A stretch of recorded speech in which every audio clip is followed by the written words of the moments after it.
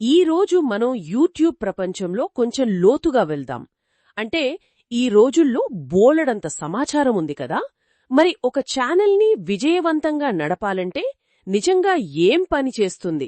దీనిపై ఒక అనుభవజ్ఞుడి విశ్లేషణ చూద్దాం. ఆయన షార్ట్, లాంగ్ ఫార్మాట్లలో చాలా ఛానల్స్ నడిపారు.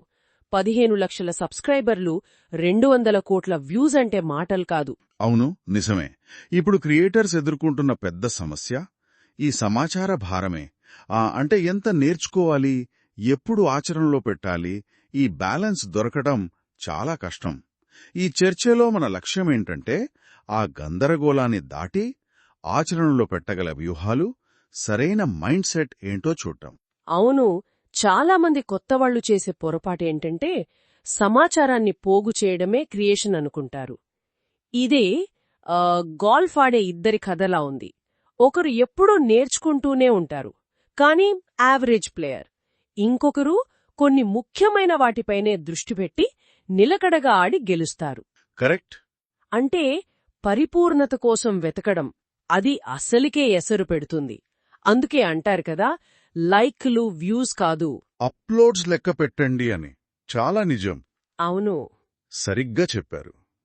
దీనికి పరిష్కారం లీన్ లెర్నింగ్ పద్ధతి. అంటే మీ ముందున్న స్టెప్ ఏంటో దానిపైనే ఫోకస్ చేయండి. దానికి ఎంత అవసరమో అంతే నేర్చుకొని వెంటనే ఆ పని చేయండి. ఎంకేబీహెచ్డి గుర్తున్నాడా? అతను మొదటి 100 వీడియోలు చేసినప్పుడు 100 మంది సబ్స్క్రైబర్లు కూడా లేరు. ఓ, ఇది మైక్రో మాస్టరీ లాంటిది. ఒకేసారి ఒక్క నైపుణ్యం, టైటిల్స్ అనుకోండి లేదా హుక్స్, దానిపై దృష్టి పెట్టి బాగా ప్రాక్టీస్ చేసి ఆ తర్వాతే ఇంకో నైపుణ్యం. ఇక ఫోమో అంటే అన్నీ మిస్ అవుతామనే భయం ఉంటుంది కదా. అవును, అది సహజమే. దానికి నోషన్ లాంటి డిజిటల్ షూ బాక్స్ వాడుకోవచ్చు. అంటే ఐడియాలను అక్కడ దాచుకొని అవసరమైనప్పుడు చూడొచ్చు.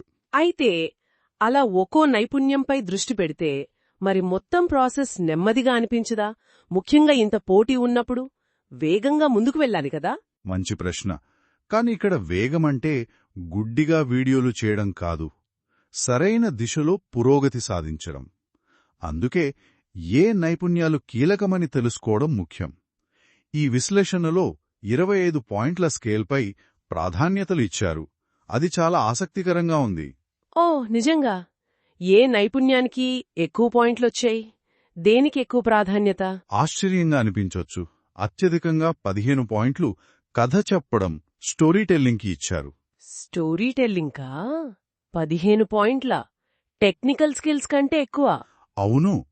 ఎందుకంటే ఏఐ లాంటివి సమాచారాన్ని ఇవ్వగలవు, కానీ ప్రేక్షకులతో ఆ కనెక్షన్, ఆ మానసిక బంధాన్ని ఏర్పరచలేవు. అదే ఇప్పుడు ముఖ్యం. అసలైన పోటీ అక్కడుంది. అంటే మంచి ఐడియా